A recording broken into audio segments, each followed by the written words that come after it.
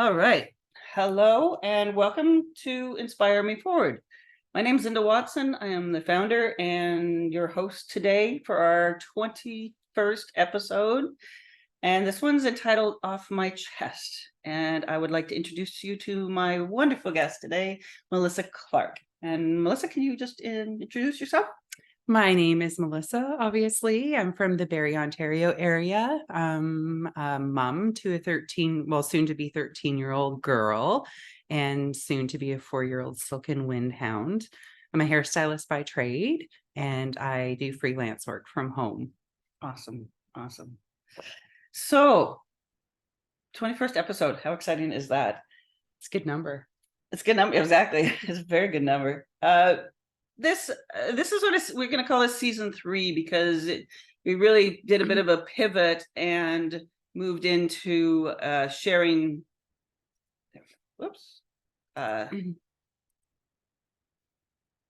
that. There we go. Just being organic a little bit in this. There was a few times where I was sort of backing away from the series a bit, but what I really needed to do was let go and sort of surrender to who was wanting to come forward and the stories that wanted to come forward. So that's really what I've done for season 3. We're calling it Sharing Your Story. It really is about life. It's about love. It's living, and all those challenges and joys that fit in between all of that and are part of that. And really, when we share our stories, we give others that peace of mind that they're not alone, and that peace of heart that they're not alone in their journey. So we have some wonderful stories lined up and wonderful journeys that we know will sit with whoever they need to sit with. So let's get started. And Melissa, I would like to ask you about a time that you were the receiver of an act of kindness, not the giver, but the receiver. You know what? It's hard to pick out an exact story. I'm so lucky that I have amazing clients and friends. I am the receiver of acts of kindness on a daily basis. But recently, there's one story that really sticks out. I'm just kind of wrapping up my cancer journey. I'm in the last little phase of treatment and procedures. And one of my clients was so kind to offer to help me pay for having my 3D nipple tattooed on, which I thought was just so special because he's been very interested all along in my progress, from my diagnosis through my treatments, subsequent surgeries. And he's just a guy, he's like talking to an uncle. So no funny business or anything, but I was explaining to him about this procedure and how it works and how excited I was to have it done. And he was just inquiring how much it would cost. And I said, you know what? I think it's around a few $100s, but if it's 500, 2,000, I don't care. I'm paying for it. I'm getting it. It's part of me becoming whole again. So I just thought that was really amazing that a dude would identify that much and how important of a step that is going to be for me.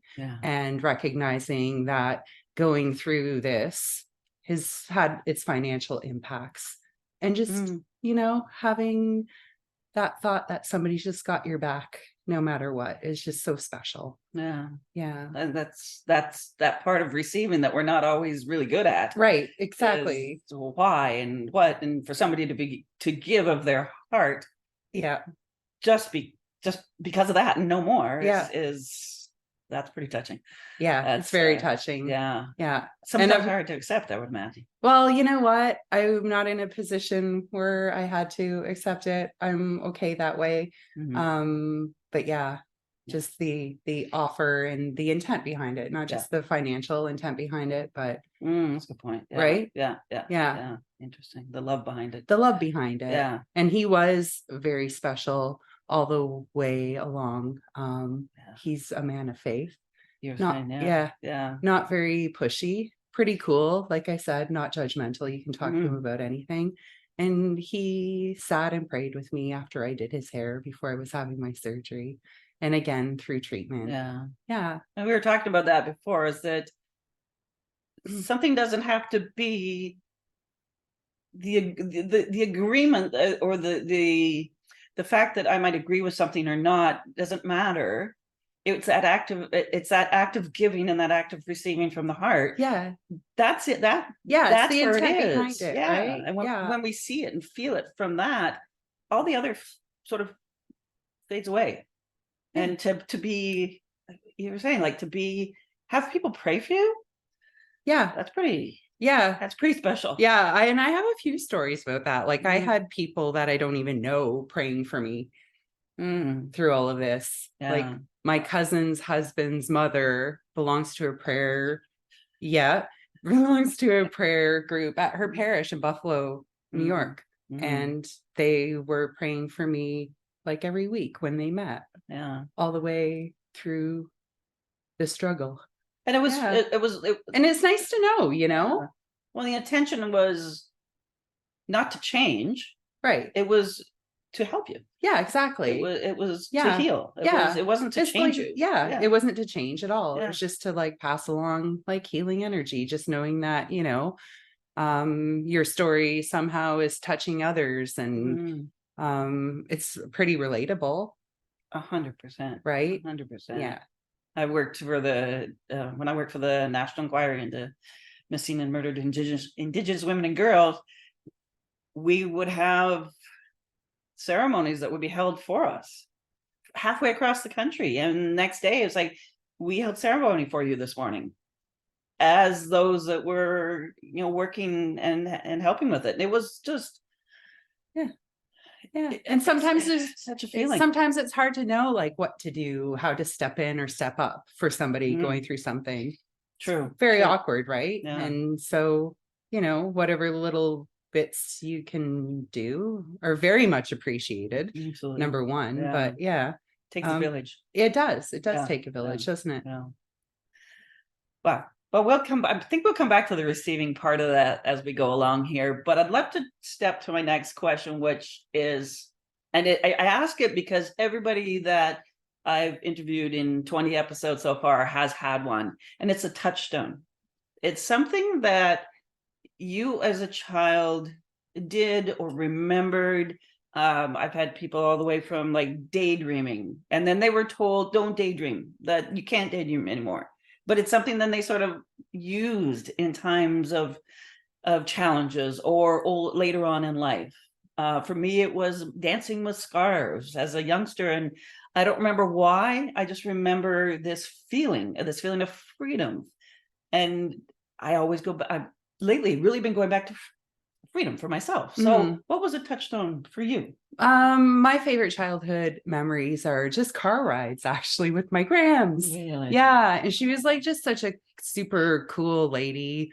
Like it would have been like the early to mid 1980s. She died in 86. So yeah, just getting in the car with her. And of course, the time it was okay to do that, but light up a cigarette. And I would just remember as soon as she'd start the ignition, she'd push in this car lighter, light up. And it's that smell and the sound of an engine starting. And I can even remember like the look on her face with her cigarette hanging out of her mouth while she'd back out of the driveway. And we just go on these adventures. And she always knew where stuff grew. And it's really funny, like she had a spot she'd go to for catnip, and she had a spot she'd go to for wild raspberries. And I always thought like, oh, that she must have like really spent a lot of time like looking around these ditches throughout town to know where all these things are. And I was talking to my cousin Jennifer not that long ago and chatting, and it came up. And it dawned on me, I'm like, she probably planted those things. That's how she knew where they were, right? Which would have totally been the kind of smart lady she was. But yeah, it's car rides with my grandma, because it was always so comforting. And when you can relate sounds, and not even relate, but remember sounds and smells to something, like that's just incredible, because they really do wane over time. We talked about that at lunch. Yeah. It's like you never know when those smells or those sounds will appear, and that memory will just come flooding back in. So wow, thank you for sharing that. That's awesome. You're welcome. So we are here to talk about your journey. So Yes. I'd love for you to sort of set the Mhm. stage for us and tell us sort of how where you've been thus far in this Oh, journey. thus far. So, about a year and a half ago, I was diagnosed with breast cancer. I had had a lump in my breast that I wasn't too concerned about. I have a history of having fibroid cysts, which come and go. And my dog's having a meltdown. Great. He'll just come visit. He's really excited because Auntie Linda's here. Yeah, so I wasn't really too worried about the process of getting tested and going through, the biopsy. Well, maybe I was getting a little bit scared around then. But yeah, so I was diagnosed with the best kind of breast cancer you can get, which is ductal carcinoma, which means the cancer is in a milk duct. There's two different levels to it. The first one being very easily treatable, and that's what we were hoping I had. Mine had already progressed a little bit though, so it started growing outside of the duct and had spread to a lymph node, which we discovered after the pathology was done after my surgery. So yeah, I had a partial mastectomy. Essentially what I had done was breast reduction. Okay. Yeah. So that let them remove the tumor surrounding area without having to go as drastic as, you know, Well, full yeah. mastectomy or partial. Okay. Yeah. So I was really lucky that I got like the dream team of doctors at RVH. All my treatment was at RVH. I didn't have to travel or anything. Nice. Yeah. So I The can't VH stands for? RVH, Royal Victoria Hospital. Okay. Yeah. Okay. So what after that? What? So you had the Oh, surgery. Then what yeah. was the next steps? Yeah. So every cancer surgery or treatment plan is different. Every diagnosis is different, specifically with breast cancer, because there's so many different types and there's so many different factors. So mine was treat with surgery first, because they know the sooner they remove it, the better. Followed with radiation. Okay. Chemotherapy was on the table for a little while, but decided against because Okay. my cancer was hormone fed. Okay. So we went with getting rid of the hormones that feed it. Okay. Yes. Okay. And then so you had no radiation? I had You had radiation, but radiation, no not chemo. chemotherapy. Okay. Yeah. Okay. Yeah. So how long did that? How long were those? The surgery was about a 5-6 week recovery. I had that done in September. I had some issues with healing, so they couldn't start the radiation for a few weeks after it was originally planned to start. So I had started in November and finished up just before Christmas last year.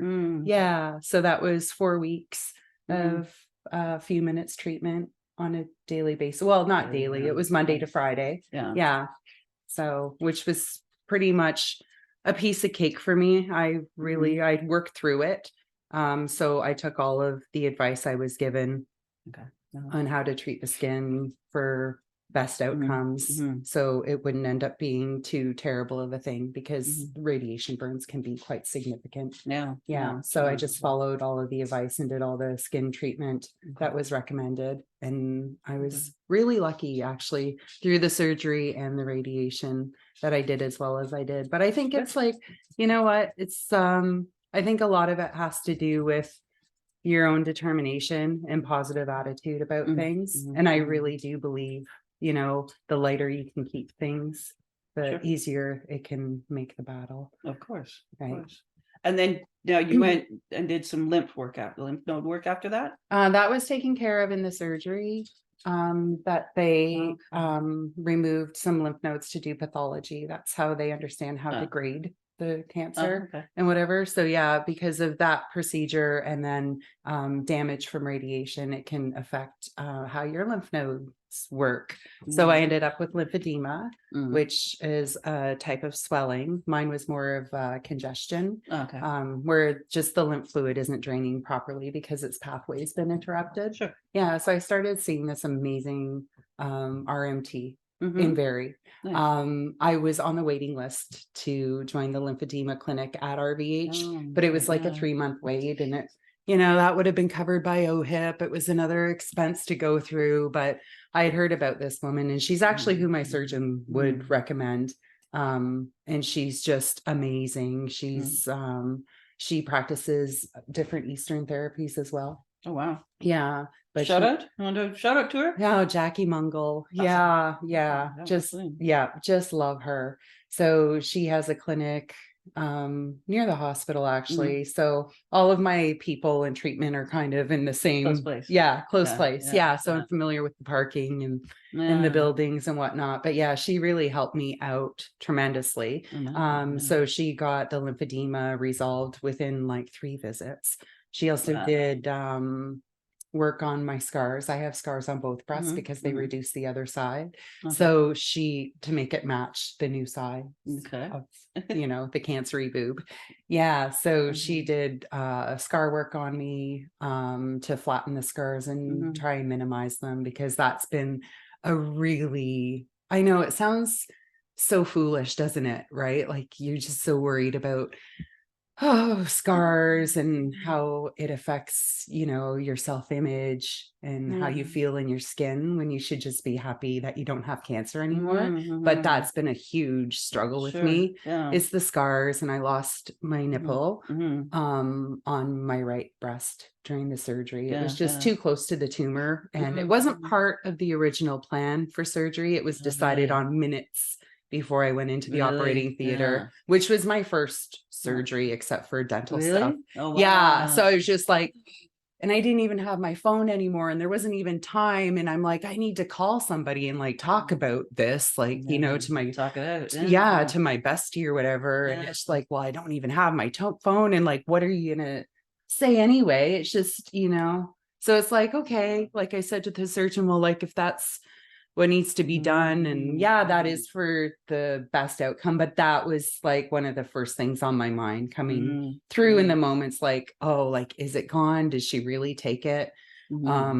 Yeah. So that's been, I know it sounds crazy, but Yeah. that's been I think when I get that tattoo done Yeah. to replace it, I think that's just going to be the icing on the cake for me for the whole thing, in a really nice full circle moment, It's getting like that ringing the wholeness bell, isn't back. it? It That's is like nice. ringing the bell. Yeah. Yeah, which I banged a gong. That's Oh, what bang they it, had okay. for radiation. Yeah, but no, I should bring a bell actually Yeah. to my Yeah. tattoo appointment. There you go. Yeah.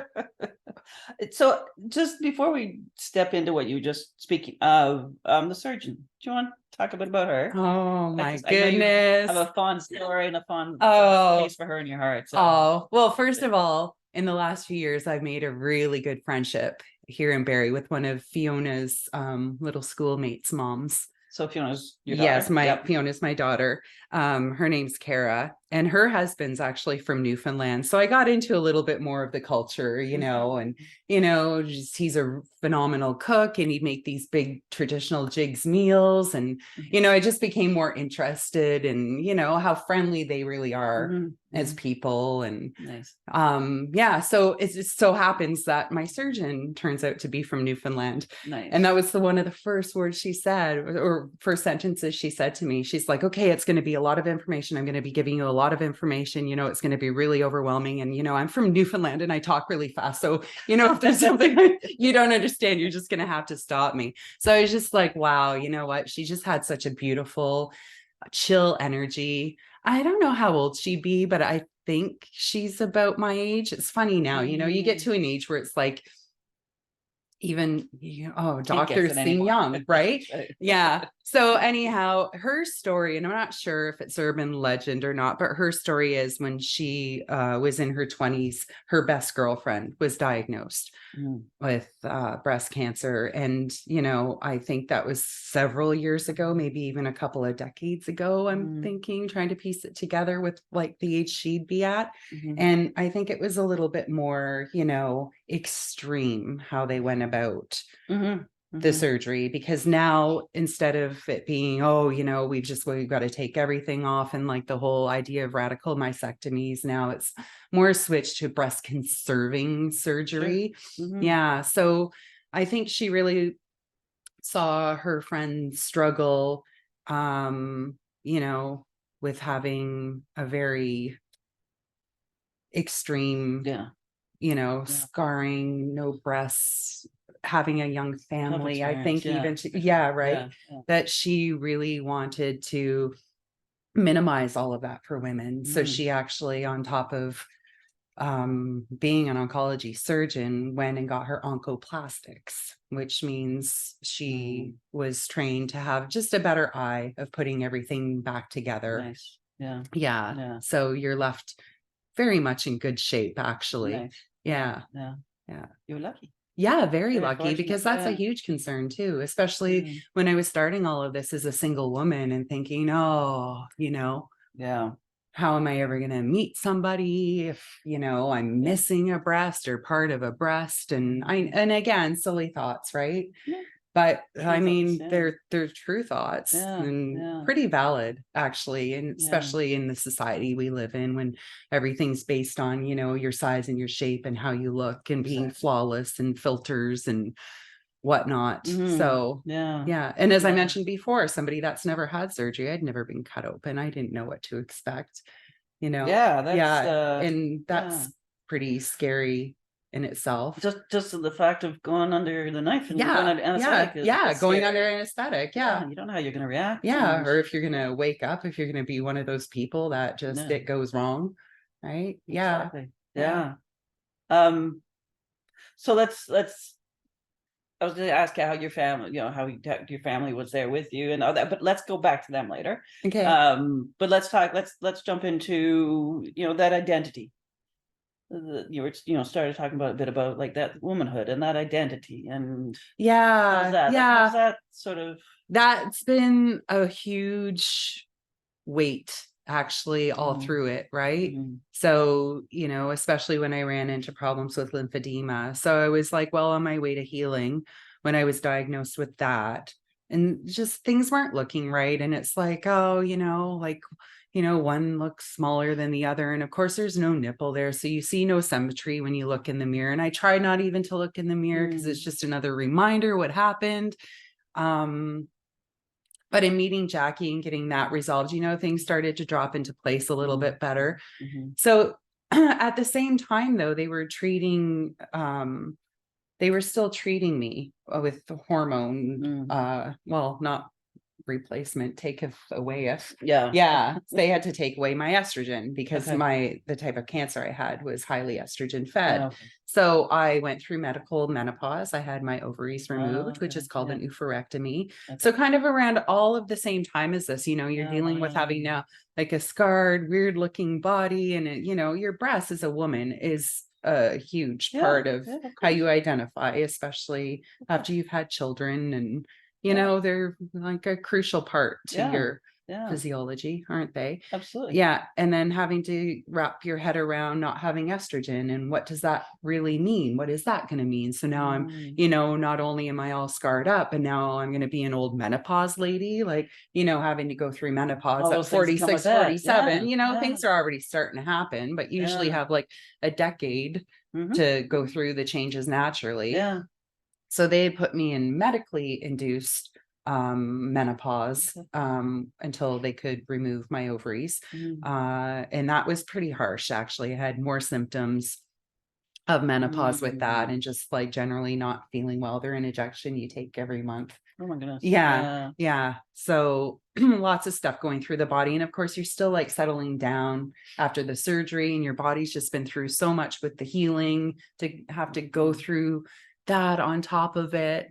And then but in doing the medically induced, I had the option to stop, right? Any month I could just like stop and decide against it. But it was really highly recommended to get rid of the estrogen. So I went through and made the permanent choice to have my ovaries removed and just go through it.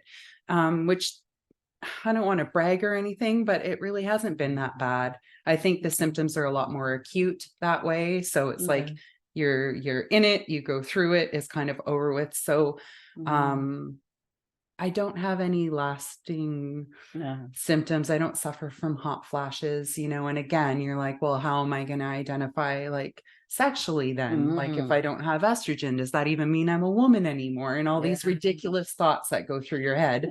Natural thoughts though. They are. Yeah. But it's been really interesting too, because I read about a lot about like how your hormones all kind of are a system and work together and overcompensate, and they'll help balance things out. So I don't know, just I tried to adapt a more healthy lifestyle. I was to say, how did you what did you get have that what did you do to have that positive attitude? You know, and what did you do in times when maybe that you were lulling a bit and it's like feeling defeated? Yeah. I think the best thing I ever did was, not to say I won't have a drink every now and then, but I used to drink a lot. I was a wino, cutting out alcohol. Alcohol's super, super bad for cancer, number one. And I think emotionally too, you know what? It was a big, huge crutch for me. I leaned on it way too much. I think I never really dealt with anything properly. I drink it away.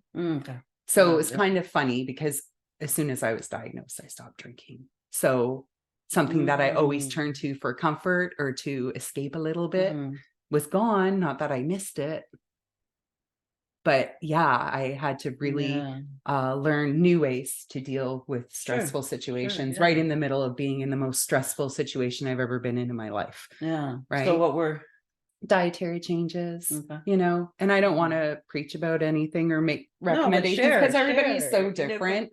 For me, it's been strength training and and following more of a plant-based diet. It works for me.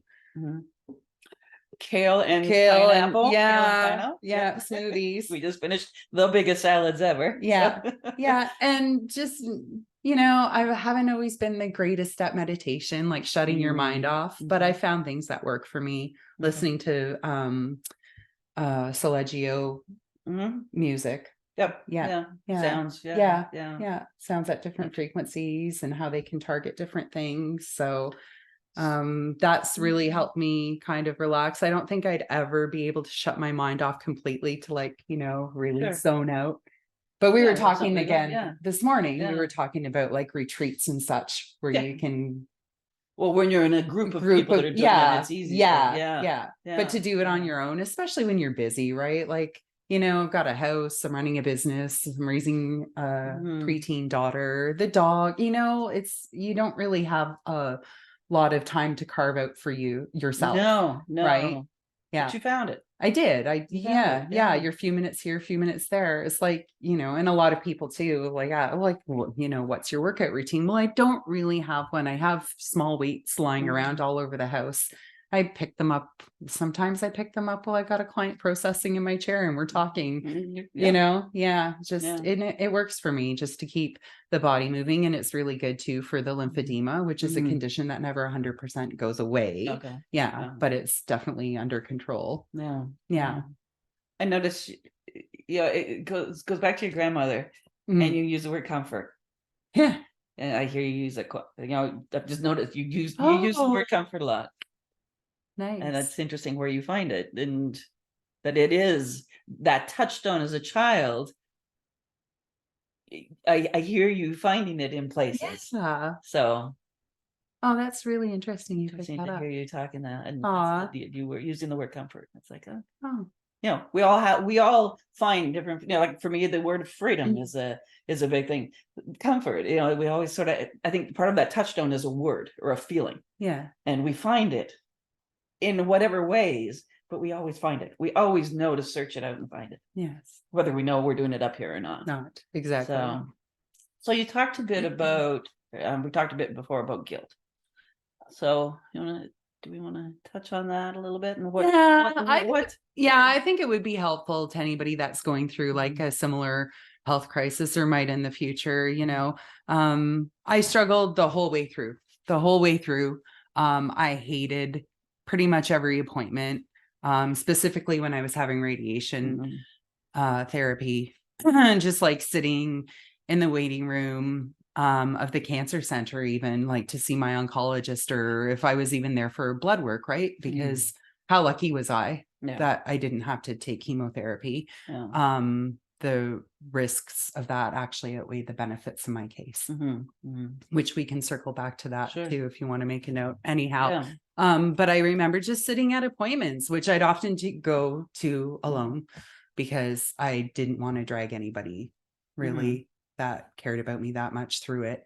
To that extent, I mean, everybody's along for the ride, but I didn't want anybody to kind of witness me because they were very vulnerable times.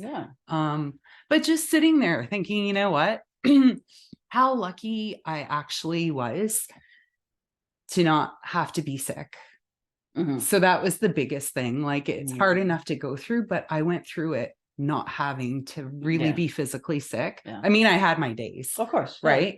But yeah. I didn't. But again, you're sitting there looking completely healthy, normal. And I felt guilty for having hair. So it was winter, thankfully, and I'd shove it up in a hat. And like, even in case I bumped into anybody, like, you're just awkward about having the bracelets on that they identify you with every time you're at the hospital for something. You get the bracelet. You get the bracelet. So I always felt very uncomfortable and like I didn't belong. And I wasn't really sure if it was like a sense of not belonging or not wanting to be there at all. Right. But that was interesting. And then in the aftermath of it all, it was really like the hardest when all the guilt really struck. Right. And it's like, what can I do with my experience? Like, you always feel when something like traumatic has happened, like there's something you need to do with it. So I explored different charities in town, and it's like, I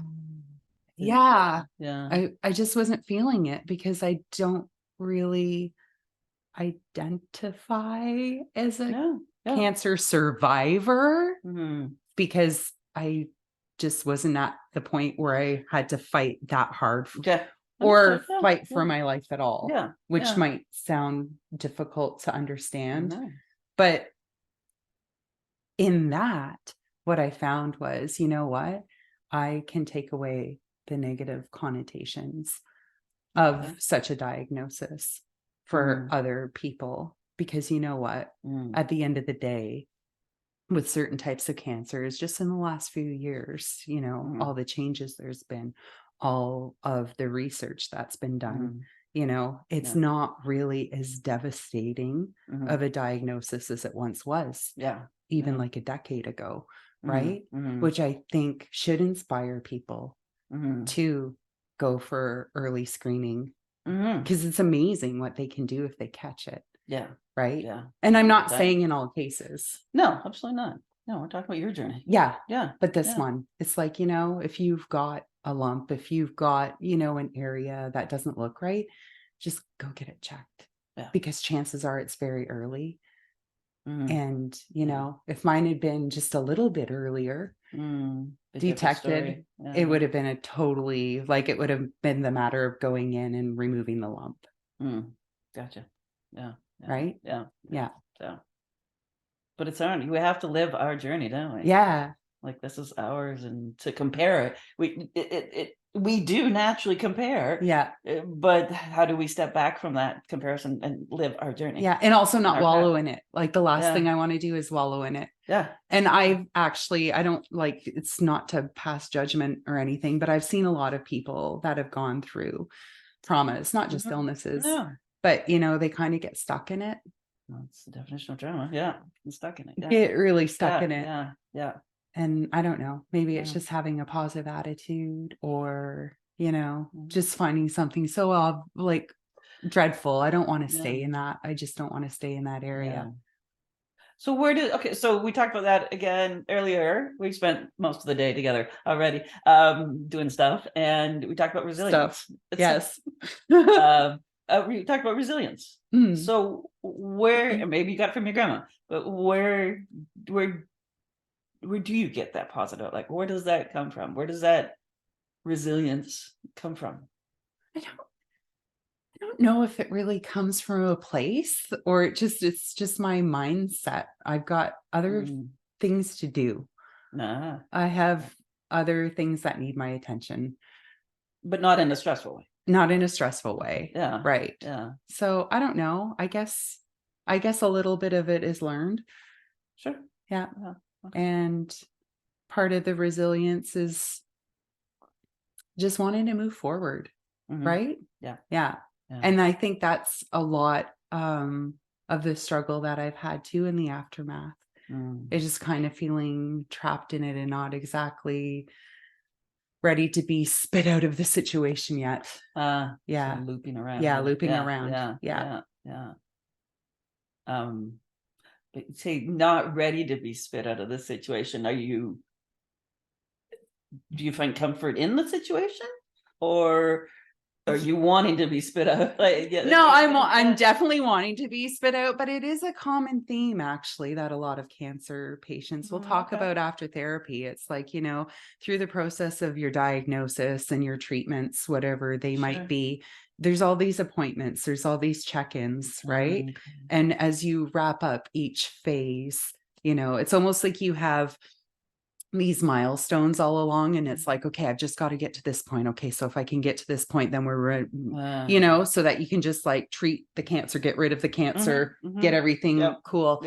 And then there's this time after where it's like, okay, I don't have an appointment every week, and now I don't have an appointment every month. And like, it's nice because I hated the appointments. I just said that. But it's kind of like, what do I do? Who am I now? Who am I now?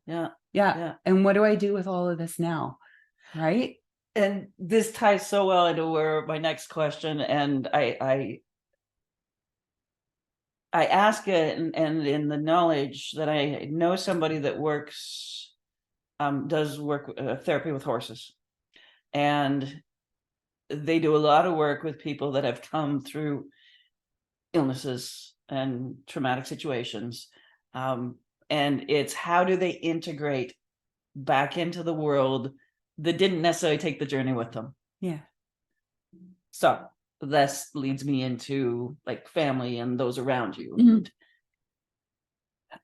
Wherever you'd like to take that, but how did that? I tried to keep it really low key, especially for Fiona.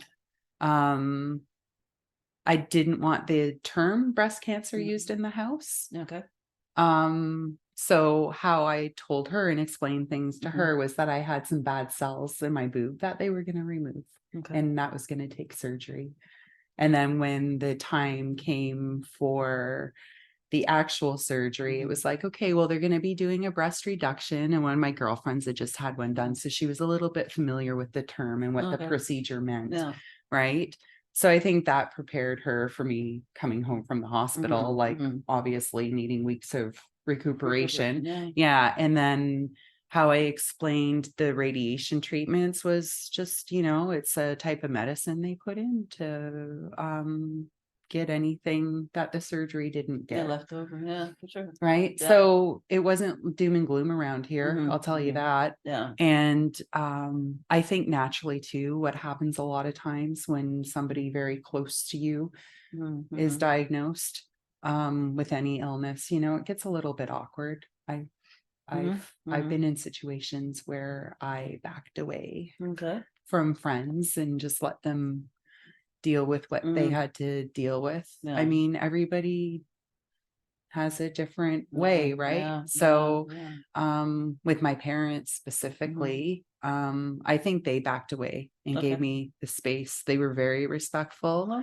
My mom tends to be a little bit more emotional, and that was the last thing that I needed to worry about was them being upset. So they were very strong for me, which I so appreciated. And same with close friends, Like we'd still get together and do our dinner parties and Mhm. act like everything was cool. Everything's But fine. yeah, Yeah. and you can pick up, in hugging people, like, oh, it's like you could just feel the, oh, And this woman Mel, is the this best hugger sucks. in the world. Oh, yeah, but Mhm. yeah, we're gonna have a good time, Yeah. Yeah. and Well, not, you said something earlier, like people are along for the ride, but they're along for the ride whether they're in your world. yeah, So they're along for the ride whether yeah, they want to be or not. It's do they, do we give space in, and for how do we give space? yeah, And maybe that space because I need to take space. yeah, Maybe yeah, I'm not the best at help. Maybe I'm not the best at holding space for somebody, yeah, so I need to step back yeah, because I wouldn't be any good. yeah, And yeah. I remember And like, even I felt guilty a couple of times for not being the friend I should have been because I wasn't yeah, really that well last Christmas time. yeah, I had good point. radiation burns and just Yeah, feeling from having an appointment every day. Not yeah, that, yeah, radiation's pretty easy. Hey, you don't feel a thing yeah. while it's being done.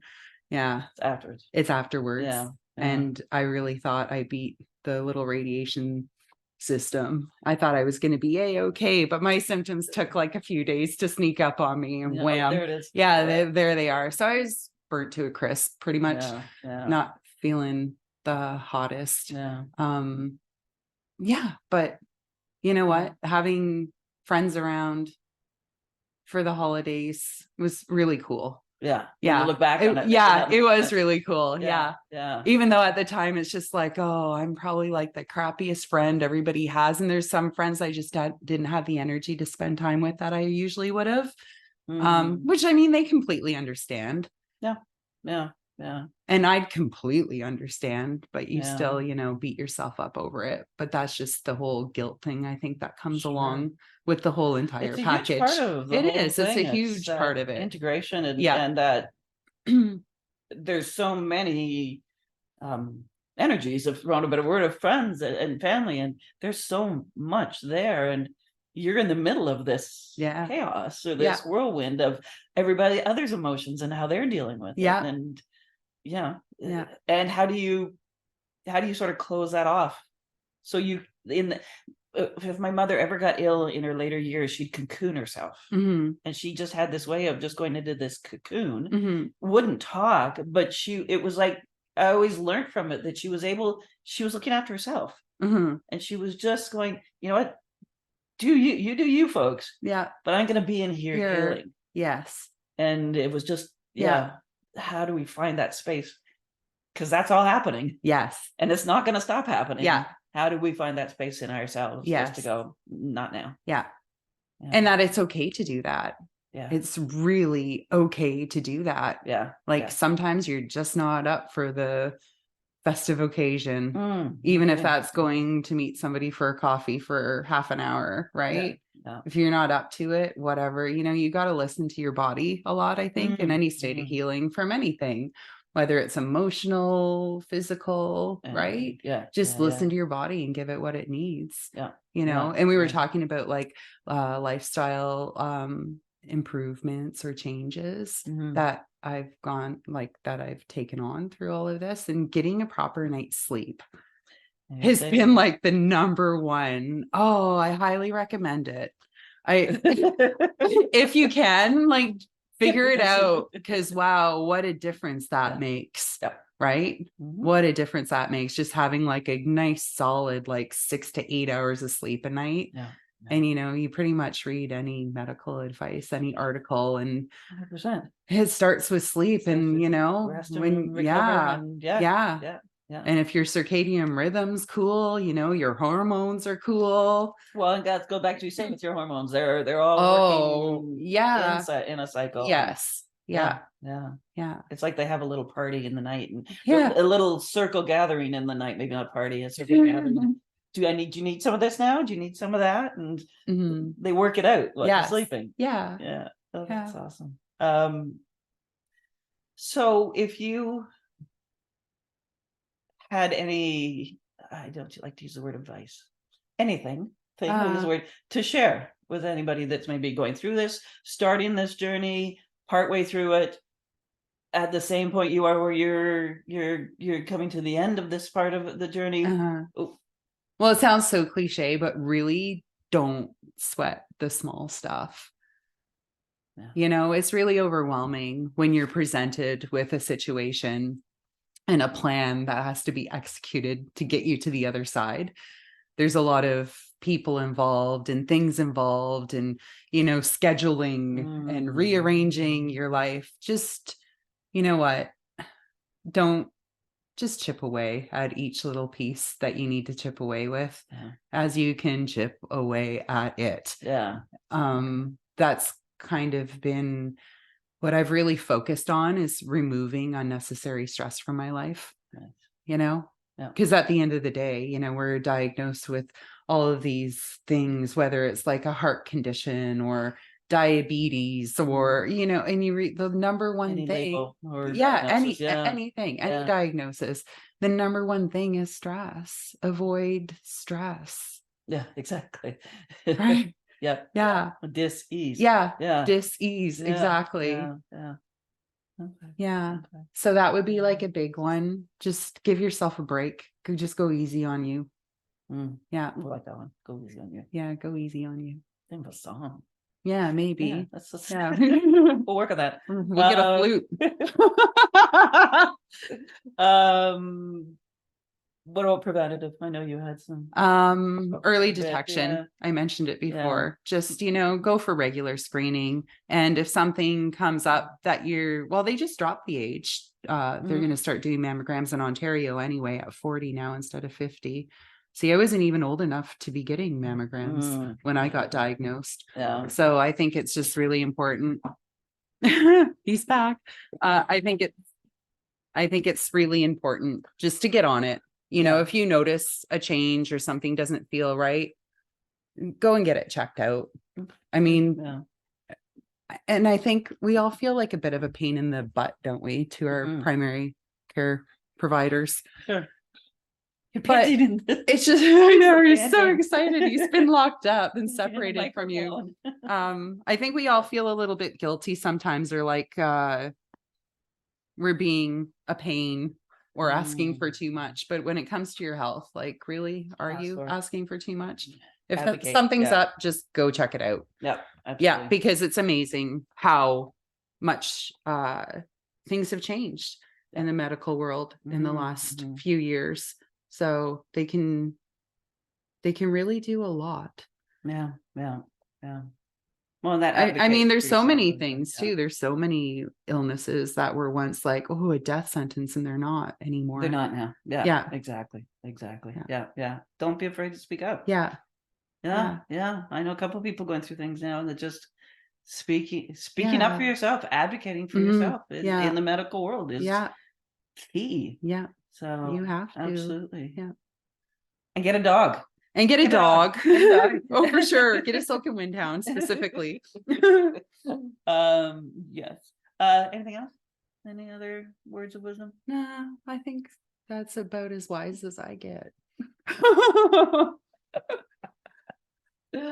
Thank you. Oh, thank you so much. This has been a joy to sit and speak with you. Oh, and I'm just so honored. I'm just so honored that you got me on. That's and we did it in person. And we did it in person. And you can see us, you can hear us. And we made a day of it. Absolutely. Yes, we did. We went to a holistic fair this morning. We did. We had a lovely lunch, played with the dog. So, and now here we are with you. So thank you all for coming, and those that are listening to this afterwards. We appreciate you being here. We appreciate you, and we hope you're inspired. And our next one will be next Tuesday, the 12th of December, with Kathy Moffat. And that will come up soon, so you can see what that one will be all about in her story. So thank you again, Melissa. Oh, thanks, Linda. Appreciate it. And thank you all. And we'll talk to you soon.